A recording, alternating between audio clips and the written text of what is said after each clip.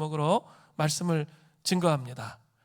인간이 얼마나 하나님의 은혜를 쉽게 잊어버리는가를 풍자한 그런 글이 있습니다. 20세기 최고의 극작가 오스카 와일드가 그날 이후라는 글을 썼는데 이런 내용이 나옵니다. 예수님께서 지상에 계실 때 은혜를 베푼 자들이 어떻게 살아가고 있는지를 살펴보기 위해 친히 지상에 와서 사람들을 만나시는 그런 내용입니다. 지상에 내려오신 예수님은 가장 먼저 술 주정꾼을 만났습니다. 그는 거의 폐인이 되었고 심지어 손발이 심히 떨리는 그런 상태에 있었습니다. 예수님은 그 형제에게 형제여 어떻게 하다가 이 지경이 되었어? 라고 물었습니다. 술주정꾼은 예수님을 가만히 보더니 이렇게 말했습니다. 나를 고쳐주신 분이시군요. 내가 절름발이었을 때 당신이 내 다리를 건강하게 고쳐주셨죠.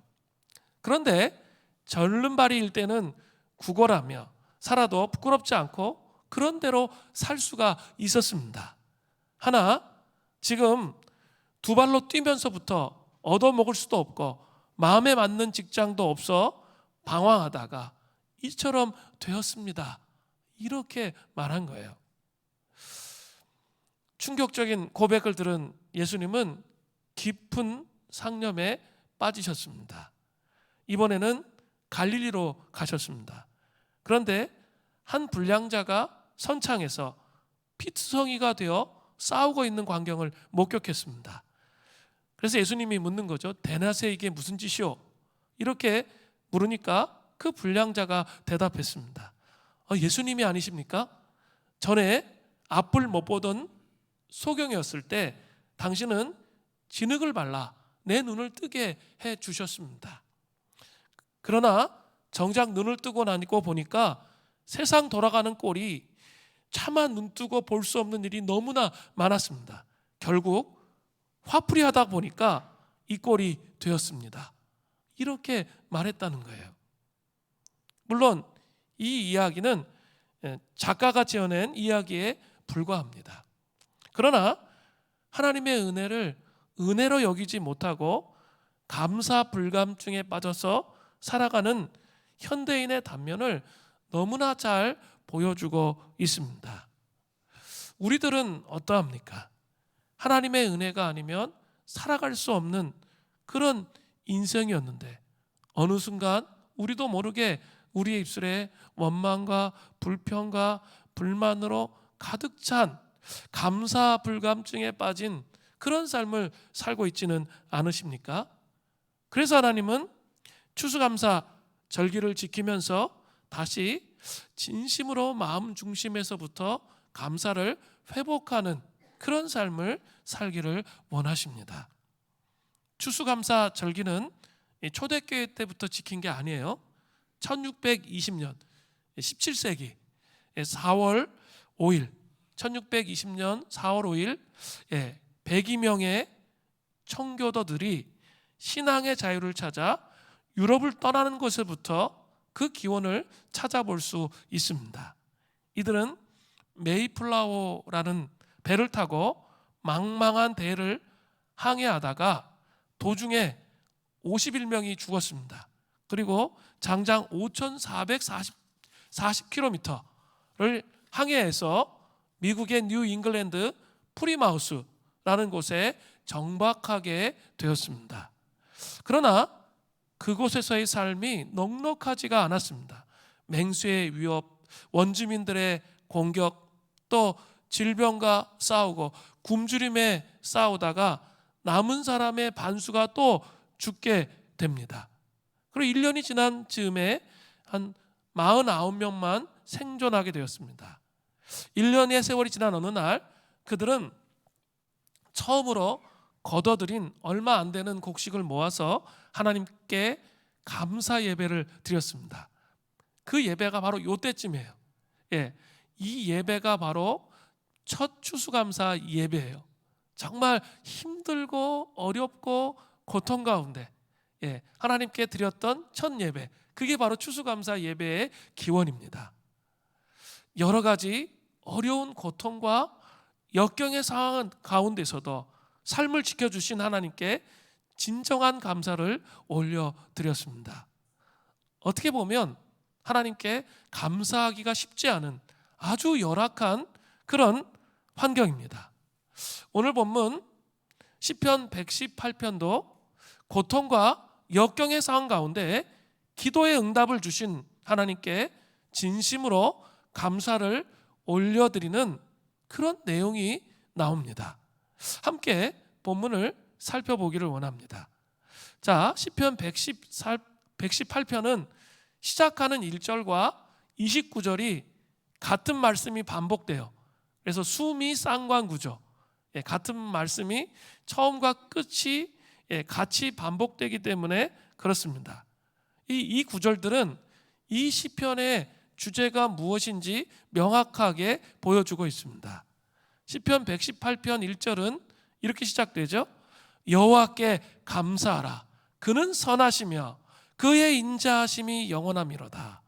그런데 마지막 29절도 여호와께 감사하라. 그는 선하시며 그의 인자하심이 영원함이로다. 이렇게 반복됩니다. 여호와께 감사하라. 이 시편의 핵심 주제입니다. 그런데 왜 감사해야 될까요? 영어 성경에 보면 여호와께 감사하라 다음에 for로 시작됩니다. 왜냐하면 그는 선하시며 그의 인자하심이 영원하기 때문이라는 거죠.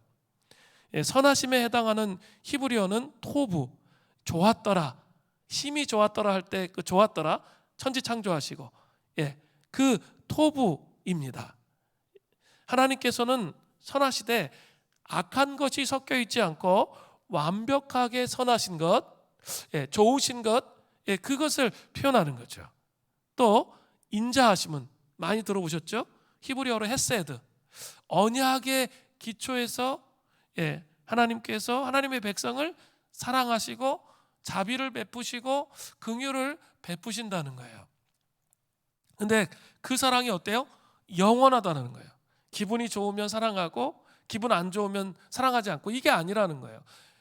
영원히 하나님의 백성을 그 선대하시고 그리고 인자하게 대하신다는 거죠. 제가 금요심야 기도회 때 지금 성육신의 금식절기 지나고 있는데 초대교회 절기로 지켜볼 때 그 아토니테 실루안이라는 사람에 대해서 제가 말씀을 드렸습니다. 이렇게 우리는 자꾸 이 하나님의 긍휼, 자비, 사랑 뭐 이런 거 생각하면 자기 관점으로 자꾸 생각해요. 그죠? 우리 그냥 다른 사람이 힘든 거 보면 막 그냥 마음에 연민의 정이 일어나는 거, 그 정도가 하나님의 긍휼이다 착각할 때가 참 많이 있어요. 그게 아니에요. 이 아토니테 실로아는 골방에서 하나님의 이 선하심, 하나님의 그 인자하심을, 그 하나님의 긍휼하심을 아주 깊이 경험하게 됩니다. 그리고 그 경험한 다음에 무려 15년 동안 골방에서 심각한 영적 싸움을 싸워요. 자신의 내면이 아직도 혼의 영역에 아직 죄로 가득 찬 뭐 상처나 막 이런 것들로 막 가득 찬 부분이 많이 있고 또 원수 마귀의 공격들이 있고 이러니까 15년 동안, 무려 15년이에요. 하나님의 선하심을 잠깐 경험하고 무려 15년 동안 영적 싸움을 싸워내는데 그 싸움을 이겨냅니다. 그리고 계속 기도하다가 무려 30년 동안 이 하나님의 선하심, 하나님의 긍휼, 하나님의 자비, 하나님의 사랑을 깊이 경험하기 위해 기도하는데 드디어 그가 30년 만에 하나님의 긍휼을 골방에서, 이 골방의 기도 속에서 경험하게 됩니다.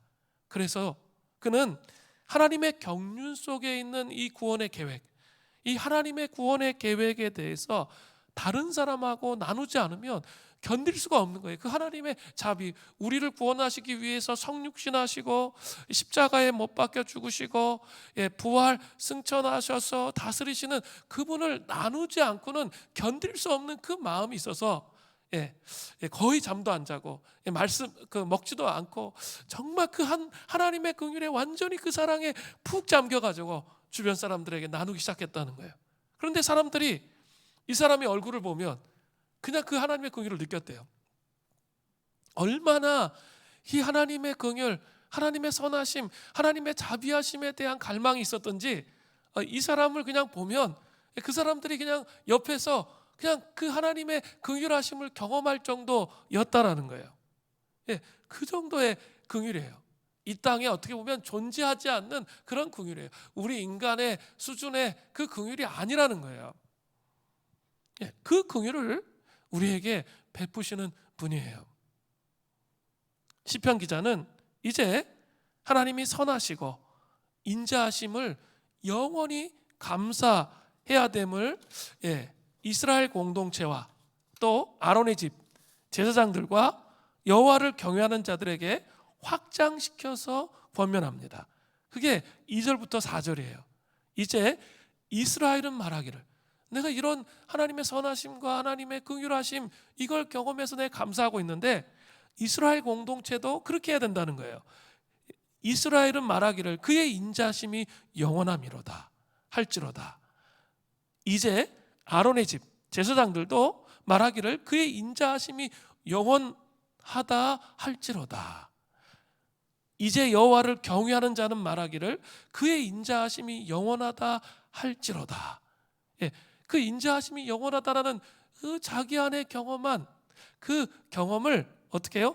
확산시키는 거예요. 모든 하나님의 백성들이 하나님의 그 인자하심이 영원함을 찬양하며 감사해야 함을 고백하고 있습니다. 그러나 여러분 잘 아셔야 될 게 이게 진공 상태에서 아무 일도 없었는데 그냥 여호와의 인자하심을 감사하고 찬양한 그런 찬양이 아니에요. 정말 극심한 고통 가운데 기도의 응답으로 하나님의 선하심과 인자하심을 경험하고 하나님께 드리는 감사의 고백이에요. 자, 그렇다면 이제 본격적으로 시편 기자의 상황 속으로 좀 들어가 보려고 해요. 같이 잘 따라가셔야 돼요. 시편 118편 5절은 오늘 본문의 내용을 풀 수 있는 키와 같아요. 그 본문의 내용을 잘 이해하면 이 본문이 나뉘어져요. 자, 보세요. 시편 118편 5절 내가 고통 중에 여호와께 부르짖었더니 여호와께서 응답하시고 나를 넓은 곳에 세우셨도다. 자, 내가 고통 중에 라는 단어가 나오죠. 이것은 지금 시편 기자의 상황을 표현하고 있는 거죠. 그리고 여호와께 부르짖었더니 라는 시편 기자의 이 고통을 극복하는 어떤 단계, 기도하고 인내하고 신뢰와 감사로 나아가는 그것을 표현하고 있는 거예요. 그리고 자, 결국은 어때요? 그렇게 부르짖었더니 여호와께서 응답하시고 나를 넓은 곳에 세우셨다는 거죠. 그건 뭐예요? 기도의 응답을 주셨다는 거예요. 그리고 풍요로운 삶이 회복되었다라는 고백을 하는 거예요. 이 맥락을 먼저 이해하면서 본문을 봐야 돼요. 자, 시편 기자의 상황이 어떻다고 그랬어요? 아주 고통 가운데 있다고 그랬어요. 시편 118편 5절 전반절에 내가 고통 중에 여호와께 부르짖었더니 고통 중에 있어요. 이 고통은 히브리어로 메차르인데 좁은 곳이란 뜻이에요. 좁은 곳. 그러니까 뒤에 바로 5절 뒤에 나오는 넓은 곳과 대꾸를 이루죠. 이것은 압박을 받거나 극심한 고난에 처한 상황을 비유적으로 묘사하는 거예요. 이 좁은 곳이라는 게. 그러니까 좁은 곳이기 때문에 꼼짝도 할 수 없는 장소, 한정된 장소, 공간의 부족을 낳는 그런 장소. 그 시편 저자는 그런 상태에서 벗어날 수가 없는 거예요. 인생의 길 가운데 이 좁은 공간에서 좁은 곳에서 벗어날 수 없는 그런 상황 가운데 있었던 거죠. 그렇다면 도대체 어떤 상황 가운데 있었을까요? 시편 118편 10절 전반절에 보세요. 문 나라가 나를 에워쌌으니, 문 나라가 완전히 자기를 포위했다는 거예요. 11절 전반절에 그들이 나를 에워싸고 에워쌌으니, 한 번 에워싼 게 아니라 완전히 에워싼 거죠. 또 12절에 보세요. 전반절에 그들이 나를 벌들처럼 에워싸고 에워쌌으니, 정말 사람이 너무 많은 거예요. 벌떼처럼 가득 자기를 포위했다는 거죠. 그렇기 때문에 자기는 지금 이 포위된 상태에서 벌떼처럼 그냥 가득 자기를 압박해오는 이런 좁은 공간에서 자기는 구원받을 수 있는, 자기 힘으로 구원받을 수 있는 그 길이나 방법이 전혀 없다는 것을 지금 고백하고 있는 것입니다. 또 118편 13절 전반절을 또 보세요. 너는 나를 밀쳐 넘어뜨리려 하였으나, 대적이 그렇게 압박해 오면서 나를 밀쳐 넘어뜨리려고 하는 거예요. 밀쳐 넘어뜨리는데 지금 옆이 벼랑이야. 이제는 완전히 회복될 가능성이 없는 그런 상태로 몰려가는 거죠. 이것이 지금 저자의 상황입니다. 홀로 있어도 혼자가 아닌, 이런 책이 있어요. 홀로 있어도 혼자가 아닌. 이 책은 구필 화가로 새 인생을 살아가는 한미순 씨의 이야기를 담고 있습니다. 그녀는 1955년 충남 부여에서 가난한 농촌 마을에서 태어나서 교사가 되는 꿈을 꾸며 어린 시절을 보냈습니다. 그런데 집이 너무 가난해서 더 이상 공부할 형편이 못 되자 무작정 상경하고, 낮에는 검정고시를 준비하고 밤에는 전자부품 공장에서 일하면서 열심히 살았습니다. 마침내 8개월 만에 고등학교 검정고시를 마치고 그녀는 방송통신대학에 입학을 했습니다. 그리고 좋은 남자를 만나서 결혼하기로 그렇게 이야기하고 결혼을 하기 한 달 전이었습니다. 그때 아주 큰 교통사고를 당했습니다. 경추가 손상을 입어서 목 아래로는 신경이 완전히 마비되는 그런 큰 부상을 당했습니다. 그녀는 졸지에 손가락 하나 까닥할 수 없는 그런 처지에 놓이게 되었습니다. 오늘 본문에 나타난 시편 기자의 고통이죠. 1960년대에 아프리카 콩고에서 의료 선교 사역을 하던 헬렌 로즈비어 선교사가 있습니다. 이분이 쓰신 책이 있어요. 이 산지를 내게 주소서라는 책을 쓰셨어요.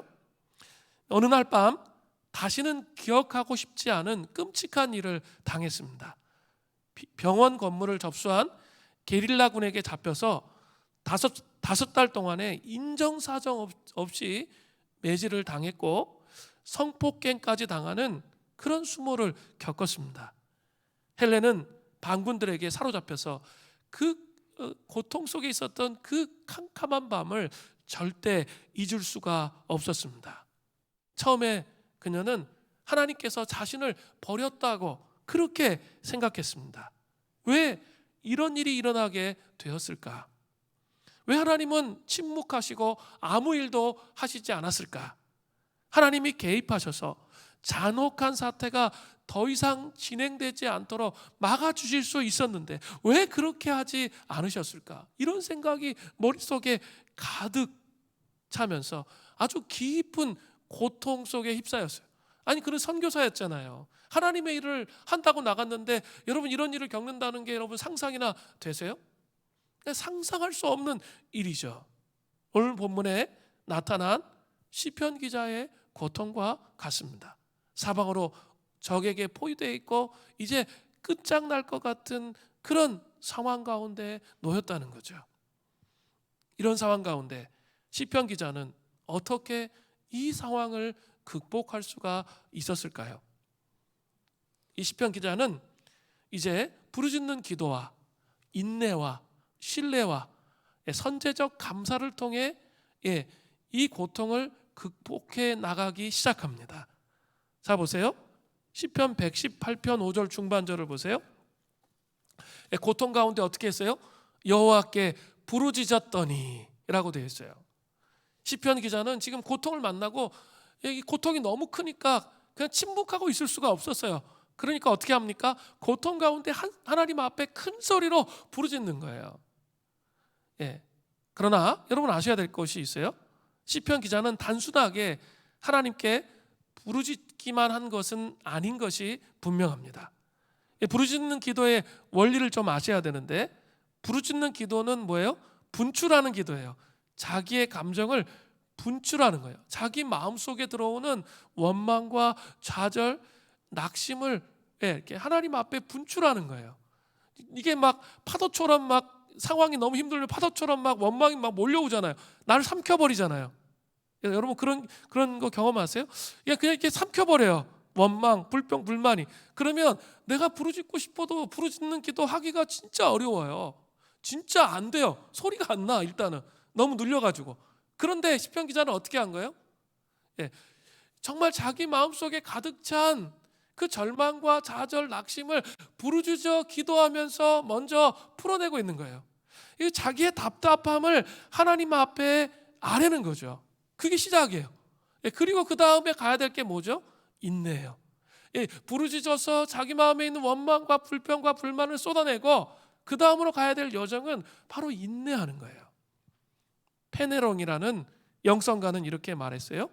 겨울이 끝날 때까지 하나님께서 죽여야 하는 모든 것을 죽이실 때까지 기다려라.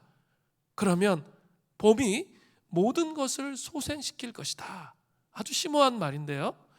겨울에 고통의 시기에 우리의 속사람 안에 있는 모든 죄악된 본성과 하나님을 신뢰하지 못하게 하는 모든 것이 죽으면, 그 겨울에 그 고통의 시즌에 부르짖어 기도하며 그것이 죽으면 새로운 봄에 모든 것이 소생하는 것처럼 하나님께서 우리를 회복시키신다라고 말하고 있는 거예요.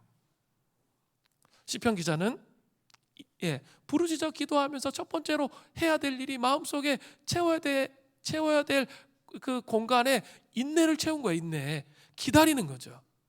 자, 기다리면서 끝나는 게 아니에요. 인내하면서 끝나는 게 아니라 또 그 다음 거 채워야 돼요. 뭐예요? 한 걸음 더 나가야 돼요. 이제 부르짖어 기도했어요. 그다음 인내를 마음속에 채웠어요. 그리고 한 걸음 더 나가서 해야 될 게 있는데, 그건 뭐예요? 사람에 대한 신뢰가 아니라 하나님에 대한 신뢰의 고백, 믿음의 선포가 있어야 된다는 거예요. 자, 보세요. 시편 118편 6절부터 9절을 보세요. 여호와는 내 편이시라. 내가 두려워하지 아니하리니 사람이 내게 어찌할까? 여호와께서 내 편이 되사 나를 돕는 자들 중에 계시니 그러므로 나를 미워하는 자들에게 보응하시는 것을 내가 보리로다. 여호와께 피하는 것이 사람을 신뢰하는 것보다 나으며 여호와께 피하는 것이 고관을 신뢰하는 것보다 낫도다. 고난의 현실 가운데 중요한 게 있어요. 하나님이 내 편이시면 모든 게 끝나요. 이게 참 중요해요. 그죠? 내가 하나님의 말씀에 입각해서 하나님의 편이 되면 이 고난과 시련이 다 끝난다는 거예요. 문제는 내가 하나님 편이 안 될 때 문제가 되는 거예요. 그죠? 근데 시편 기자는 뭐예요? 부르짖어 기도하면서 인내하면서 하나님은 자기 편이다 라고 고백해요. 그러면서 사람들이 나한테 어떻게 할 수 없다는 거예요. 사람을 두려워하지 않아요.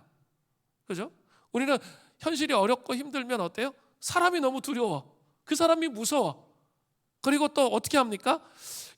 이 상황을 풀 수 있는 사람들을 찾아다녀요. 고관을 찾아가서 그 사람에게 잘 보여지기를 원해요.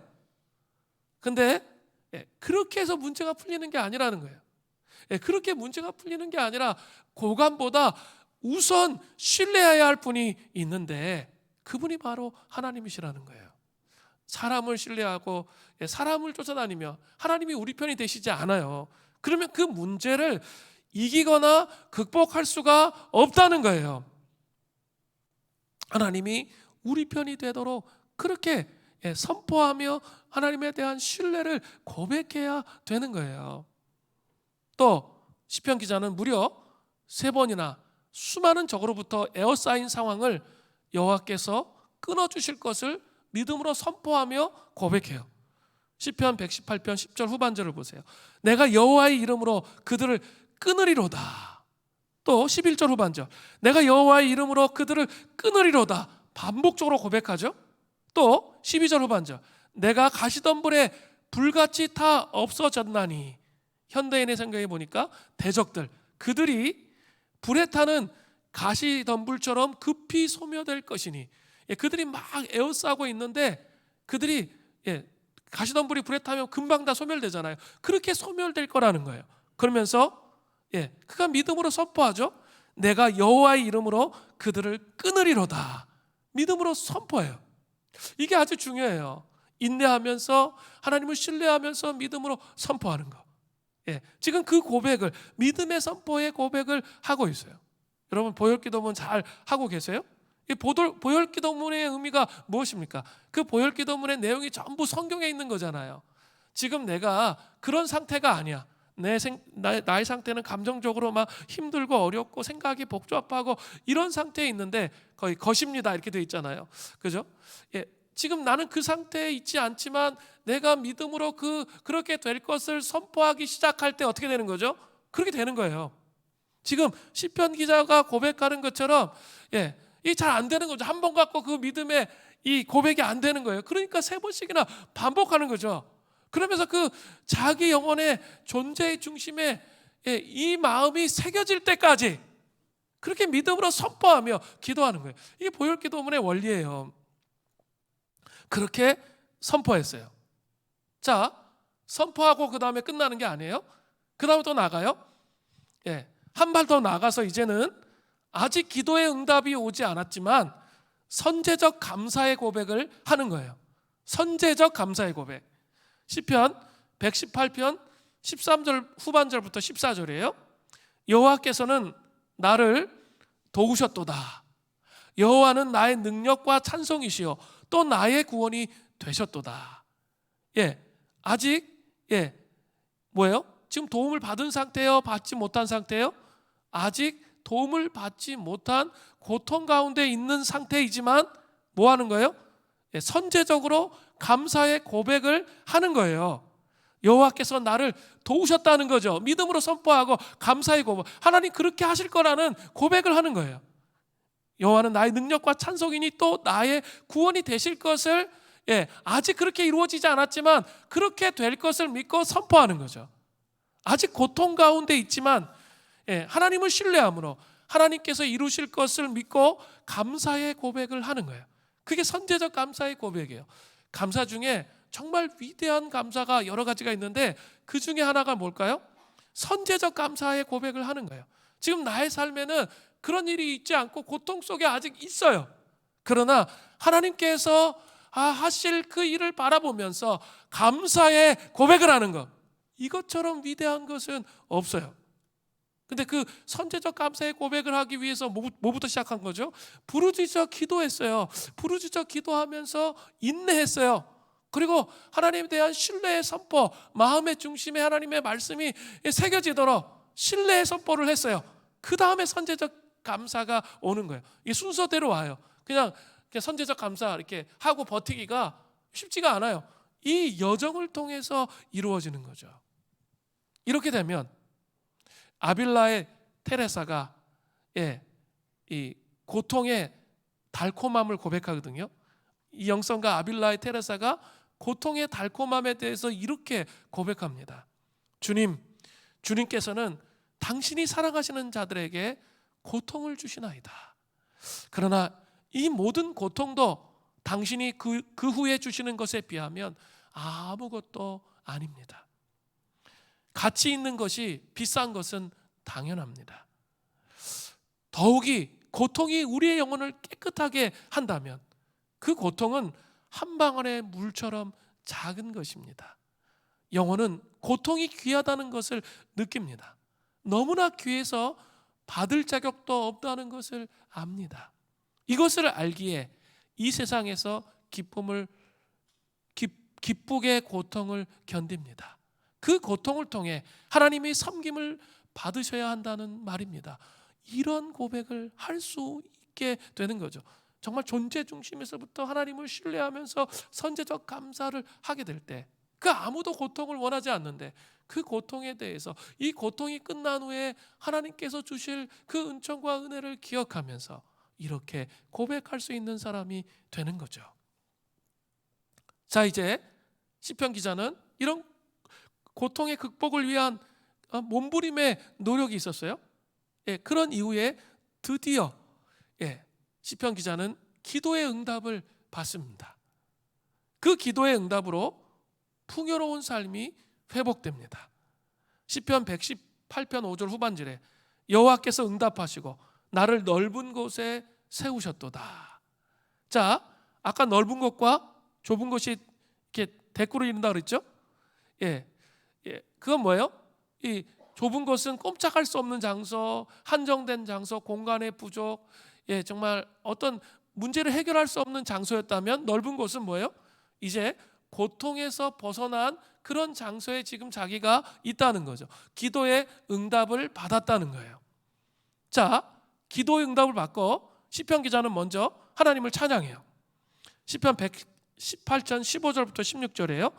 의인들의 장막에는 기쁜 소리, 구원의 소리가 있으며 여호와의 오른손이 권능을 베푸시며 여호와의 오른손이 높이 들렸으며 여호와의 오른손이 권능을 베푸시는도다. 이게 뭐예요? 감격해하는 거죠. 지금 하나님의 구원의 소리가 들렸고 은혜 장막에 기쁜 소리가 있다는 거죠. 그 둘러싸고 있던 대적들이 물러갔다는 거예요. 그래서 승리가 왔다는 거죠. 근데 어떻게 승리가 온 거예요? 여호와의 오른손의 권능으로, 여호와의 오른손의 권능, 하나님의 주권적인 역사, 그 힘으로 말미암아 이런 놀라운 기도의 응답을 받았다. 그렇게 주님을 찬양합니다. 자, 이게 첫 번째예요. 두 번째가 있습니다. 여러분, 이 두 번째가 중요한데, 시편 기자는 주님을 찬양한 후에 기도 응답으로 인해서 자신의 삶에 있었던 고통을 해석해요. 그 인생의 고통들에 대해서 하나님의 기도 응답을 경험하고 반드시 해석하셔야 돼요. 해석하지 않으면 앞으로 나아갈 수가 없어요. 근데 시편 기자는 지금 그 고통의 문제에 대해서 해석하는 거예요. 두 가지로 해석을 하는데, 첫 번째는 심히 경책함을 당했다는 거예요. 자기가 시편 118편 17절부터 18절이에요. 내가 죽지 않고 살아서 여호와께서 하시는 일을 선포하리로다. 여호와께서 나를 심히 경책하셔서도 죽음에는 넘기지 아니하셨도다. 자, 경책이란 단어죠. 심히 경책을 당했다는 거예요. 자기가 그 포위당했던 게 고통이 그런 거라는 거예요. 경책은 히브리어로 야사르라고 하는데요, 문자적으로 주먹이나 말로 징계하다 이런 뜻이 있어요. 경책은 징계를 당하는 것을 말하는 거예요. 징계와 관련돼서 유명한 성경이 있죠. 그게 히브리서 12장에 나오잖아요. 히브리서 12장 7절부터 8절에 보면 이런 말씀이 나와요. 너희가 참음은 징계를 받기 위함이라. 너희가 인내하는 것은 징계를 받기 위함이라는 거죠. 하나님이 아들과 같이 너희를 대우하시나니 어찌 아버지가 징계하지 않는 아들이 있으리요. 징계는 다 받는 것이거든 너희에게 없으면 사생자요 친아들이 아니니라. 자, 징계는 친아들을 바른 길로 가게 하기 위한 수단이에요. 그죠? 우리는 결코 사생자가 아니에요. 그래, 아버지가 애가 정말 말을 안 들어, 너무 말을 안 듣고 계속 고집을 부리고 자기 스타일로 가요. 그러면 어떻게 해야 돼요? 회초리를 들어야죠. 그래서 종아리를 때리잖아요. 징계가 아파요, 안 아파요? 애들이 막 눈물이 찔끔 나오게 아프잖아요. 힘들고 어렵고. 징계는 다시 받고 싶지 않지만 징계를 받지 않으면 어때요? 걔가 사람다워질 수가 없어요. 바른 길을 갈 수가 없잖아요. 그런 것과 똑같다는 거예요. 징계해 줄 사람이 없으면 걔가 막 들나귀처럼 막 사는 거죠. 그래서 그냥 아무렇게나 산다는 거죠. 사생자처럼. 근데 너희들은 하나님께서 뭐라고 그러세요? 하나님 아버지가 계시기 때문에 너희들은 사생자가 아니라는 거예요. 그래서 하나님의 백성들에게는 징계가 있다는 거예요. 우리는 하나님의 징계를 받는 것 싫어하지만 징계를 통해서 하나님이 하나님의 바른 길을 가도록 그렇게 하신다는 거죠. 그죠? 시편 기자는 자신의 고통이 하나님 앞에서 지은 죄 때문이라는 사실을 지금 인지하고 있는 거예요. 그래서 하나님의 이 징계, 경책을 하나님께서 허락하신 것이라는 사실을 깨닫고 있는 거예요. 그런데 징계를 받고 있는데 곰곰이 생각해 보니까 자신이 죽었어요? 죽지 않았어요? 안 죽었어. 죽지 않고 살아서 자신이 지금 하나님이 하시는 일을 기도 응답을 통해 어떻게 해요? 선포하고 있잖아요. 그래서 진심으로 감사하는 거죠. 시편 기자는 고난, 고통에 대해서 철저히 하나님 중심적 이해로 고통을 해석하고 있는 거예요. 나 안 죽었다는 거예요. 그리고 내가 살아있고 하나님께서 이 과정들 통해서 하나님 이렇게 해서 내가 하나님의 역사하심을 볼 수 있도록 그렇게 하셨다는 거죠. 그래서 정말 감사하다는 거예요. 그죠? 우리가 이렇게 징계가 없으면 그냥 우리 마음대로 가요. 이게 하나님과 친밀한 사랑의 연합으로 하나님과 연합으로 나오기를 원하시는데 우리는 세상의 달콤함에 쑥 들어가는 거죠. 그러면 어때요? 하나님과 연합할 수 있어요? 세상과 버타면? 안 되거든요. 그러면서 이게 점점 하나님으로부터 멀어져요. 그럴 때 하나님이 징계라는 요법을 사용하셔서 도저히 자기 힘으로 빠져나오지 못하도록 그렇게 하시는 거예요. 그래서 다시 또 하나님 앞에 나아가 기도하도록 하는 거죠. 죽지 않고 살아서 하나님의 역사하심을 볼 수 있도록 그렇게 하신다는 거죠. 시편 기자는 그 징계로 첫 번째 것을 하나님의 이런 자기의 삶의 고통을 해석했어요. 두 번째 또 해석했어요. 이게 참 중요한데 두 번째 해석은 짐 모퉁이의 머릿돌입니다. 시편 118편 21절부터 23절이에요. 주께서 내게 응답하시고 나의 구원이 되셨으니 내가 주께 감사하리이다. 응답을 받았죠? 건축자의 버린 돌이 짐 모퉁이의 머릿돌이 되었나니 이는 여호와께서 정하신 것이요 우리 눈에 기이한 바로다. 22절에 건축자가 버린 돌이 짐 모퉁이의 머릿돌이 되었다는 말의 의미가 무엇입니까? 머릿돌은 두 줄의 돌들이 만나는 코너에 세워져 가지고 이게 무너지지 않도록 하거나 건축물의 기둥을 지탱하는 돌이 뭐예요? 머릿돌이에요. 그렇기 때문에 건축에 매우 중요한 돌이고 건축물의 완성을 상징하는 돌이 머릿돌이에요. 하나님은 기도 응답 받기 전에 너무나도 볼품없고 하찮아 보이는 건축자의 버린 돌과 같은 그냥 건축장에 버려져 있어요. 돌이. 그런 시편 기자를 기도 응답을 받고 짐 모퉁이의 머릿돌이 되는 하나님 나라의 아주 주춧돌이 되도록 그렇게 기둥을 바치는 그런 돌이 되도록 기도 응답을 통해서 역사하셨다는 거예요. 이것은 예수님도 마찬가지세요. 사람들이 예수님의 가치를 알아보지 못하고 십자가에 못 박아 버렸죠.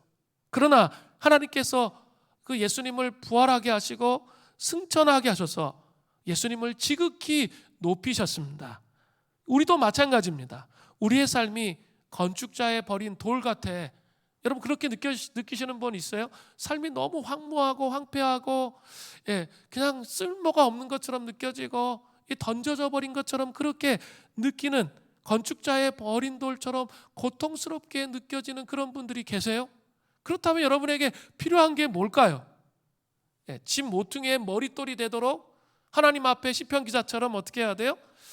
부르짖어 기도하고 인내하고 신뢰하고 선제적 감사를 고백함을 통해서 하나님께서 높이시는 것을 경험하는 그런 삶을 살아야 된다는 거죠. 구피라가 한미순 씨의 이야기를 이어서 하겠습니다. 한없이 불평하고 한없이 원망할 수밖에 없는 하늘이 무너질 듯한 상황에서 그녀는 주님을 바라보았습니다. 절대 절망의 자리죠. 누가 봐도 절대 절망의 자리예요. 거기서 절대 희망이 되시는 하나님을 화가는 붙잡았습니다. 교사가 아닌 구필 화가라는 새로운 꿈을 가지게 된 그녀는 이때부터 그림을 그리기 시작했고 이 책에서 그녀는 다음과 같이 고백해요. 입에 붓을 물고 화선지에 선을 긋는 순간 비로소 살아있음을 느낄 수 있었습니다. 치아가 뻐근하고 입에서 침이 흘러나와 여간 고된 일이 아니었습니다.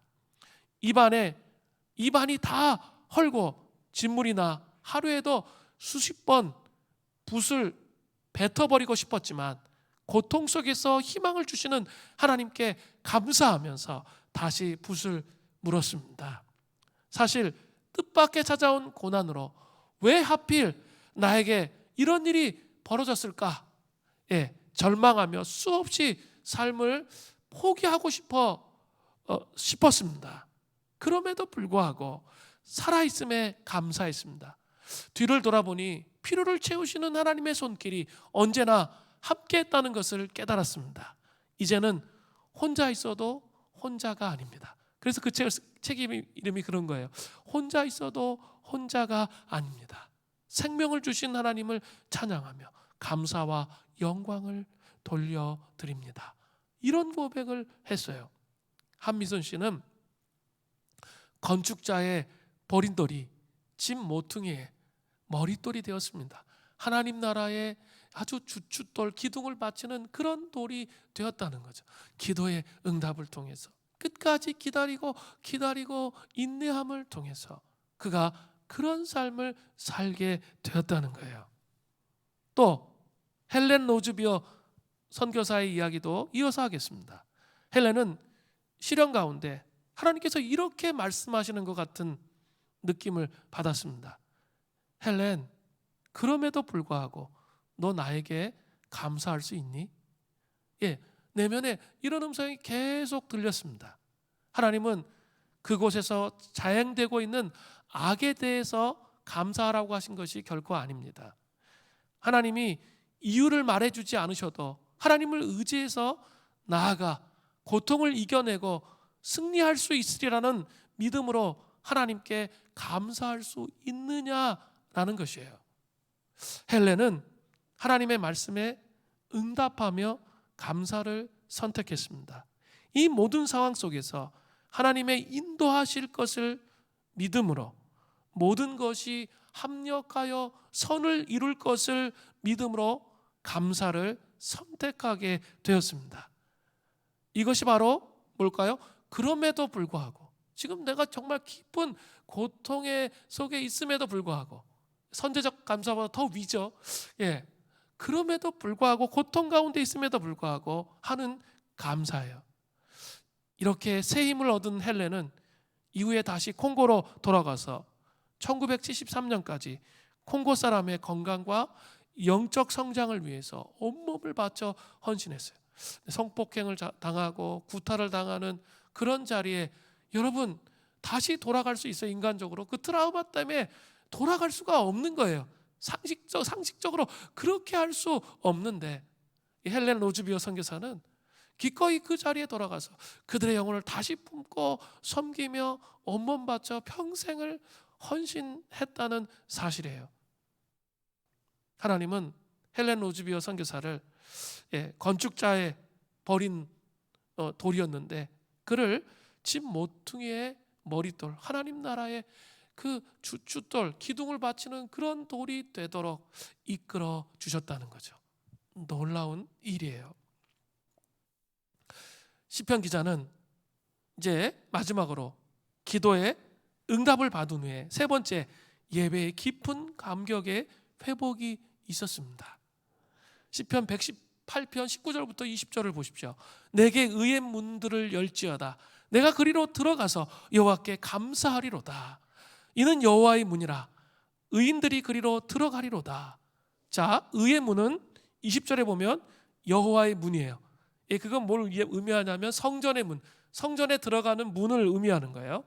왜 의의 문이라고 했냐면 하나님의 거룩한 백성들만 출입할 수 있는 그런 문이었기 때문에 의의 문이라고 말하는 거죠. 이 문들은 하나님을 예배하기 위해서 성전에 들어가려면 반드시 거쳐 들어가는 문이에요.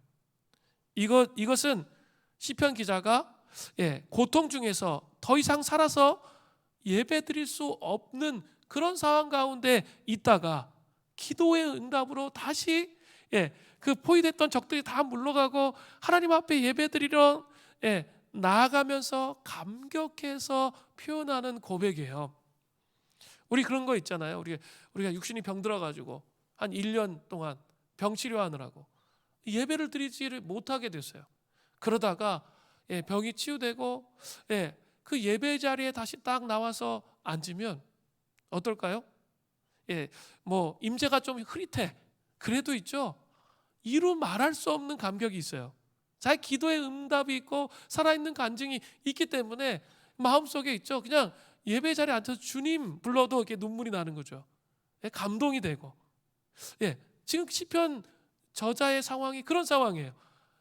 기도 응답을 받았기 때문에 이런 놀라운 하나님 일을 하신 하나님께 감격하고 기뻐하는 거예요. 또 시편 118편 24절에 보세요.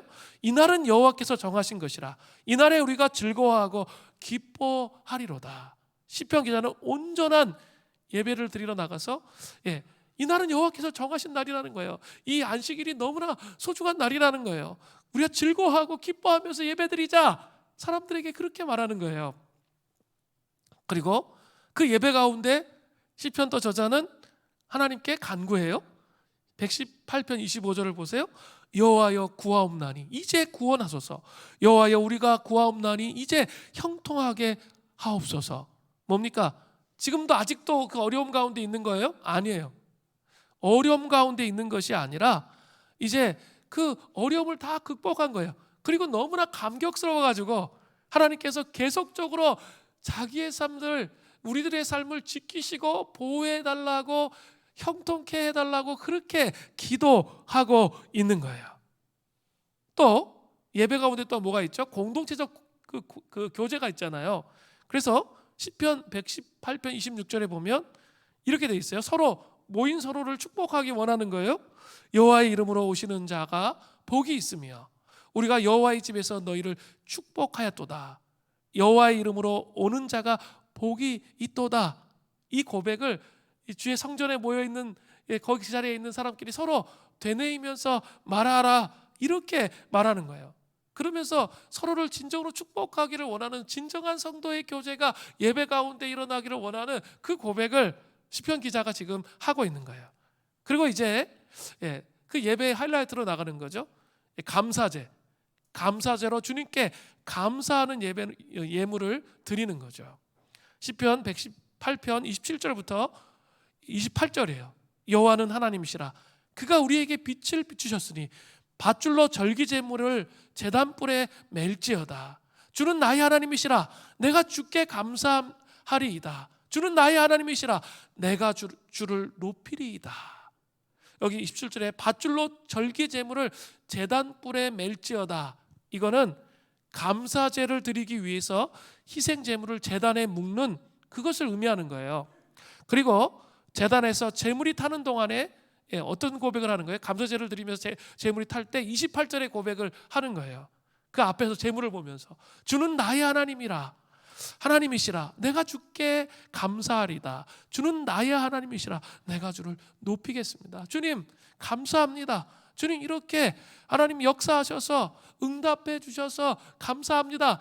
진심으로 자기가 그 고통 속에서 구원받은 것에 대해서 감사하면서 감사의 제물을 올려드리면서 예배를 마치는 거예요. 우리는 참 귀한 일을 경험해요. 하나님께서 기도에 응답하시는 것들, 이런 것을 경험할 때 어떻게 해야 돼요? 아 좋았어 끝, 이게 아니라는 거예요. 그래서 우리 그러면서 좋았어 끝 하면서 교묘하게 자기에게 다 영광을 돌려. 이게 하나님이 하신 일인데 그것이 아니라 예배 가운데 진심으로 그 감사를 고백하고 하나님 앞에 올려드릴 수 있어야 되는 거죠. 그게 감사제예요. 그러면서 이 영광은 하나님이 받으셔야 되는 거죠. 정말 내 힘으로 이 일이 이루어진 것이 아니고 나는 사방으로 우겨쌈을 당하는 그런 상황에 있을 수밖에 없었는데 하나님께서 기이한 일을 하셔서 이 기도에 응답하시고 새롭게 하셨기 때문에 하나님께 영광을 올려드리는 것이 필요한 거예요. 시편 기자는 고통 가운데 부르짖어 기도하여 기도의 응답을 받은 후에 이전과는 차원이 다른 깊은 감격이 있는 온전한 예배를 드렸습니다. 저는 우리 성도님들께 묻고 싶습니다. 이제 우리 코로나19 사태 아직도 계속되고 있지만 그래도 우리가 같이 이제 대면으로 모여서 함께 예배 드릴 때 여러분 그런 감격이 있으세요? 제가 묻고 싶어요. 정말 수많은 어려움들이 있었잖아요. 정말 다시 예배가 회복될 수 있을까? 그런 회의적인 마음도 있고 여러 가지 고통과 아픔이 우리의 삶 속에 있었지만 결국 하나님께서 그 모든 과정들을 함께 하셔서 이기게 하셔서 다시 하나님 앞에 예배드릴 때, 여러분 그 예배드리는 그 감격이 여러분 안에 살아 있어야 돼요. 그렇지 않다면 그냥 귀찮다. 그냥 비대면 예배드리는 게 집에서 온라인으로 그냥 편하게 옷 입고 그냥 예배드리는 게 더 좋아. 그 자꾸 귀차니즘이 작동하고 있다, 문제가 있는 거예요. 진짜 하나님을 사랑하는지 이렇게 물으셔야 돼요. 정말 하나님 앞에 예배를 드리고 있는 건지, 사람에게 보이려고 예배를 드리고 있는 건지 살펴야 돼요. 누구에게 예배 드리는 겁니까? 잘 생각해 보셔야 돼요. 우리가 하나님께 예배 드리는 거예요. 하나님께 예배 드리는 거지 사람에게 예배 드리는 게 아니에요. 우리의 생각이 좀 깨어지고 부서져야 돼요. 하나님 앞에 예배 드리는 거예요.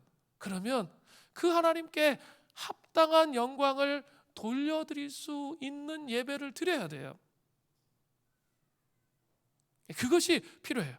우리 그동안 우리 위드 코로나 시대를 맞이하면서 정말 금식도 하고 기도하고 씨름하며 하나님 앞에 나갔잖아요.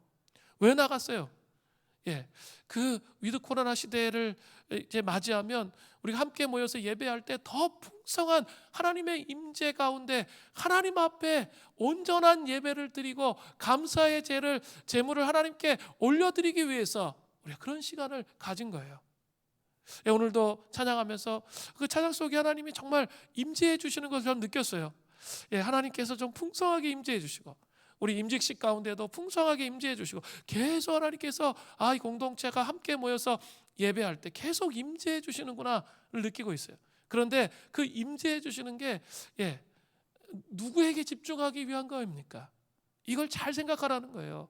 하나님께 집중하는 예배를 드리기 위해서 임재해 주시는 거죠.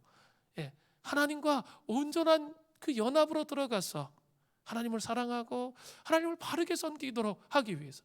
그동안 집에서 이제 묵상하면서 혼자 하나님의 인도를 받으려면 그 임재가 제한적이기 때문에 어려움들이 많이 있었잖아요. 그런데 우리가 함께 모여서 우리가 예배드리고 주일마다 예배드리면 우리가 왜곡된 생각, 잘못된 생각으로 빠지지 않아요. 함께 그 하나님의 말씀에 비추어서 하나님의 말씀을 진짜 사랑하고 하나님을 정말 갈망하고 하나님 앞에 나간다면 하나님께서 우리를 바른 길로 진실로 이끌어 주실 거예요. 그것을 믿고 신뢰하며 예배가 회복되는 그런 은혜가 있기를 간절히 바랍니다. 우리 같이 찬양하면서 주님 앞에 나갔으면 좋겠습니다.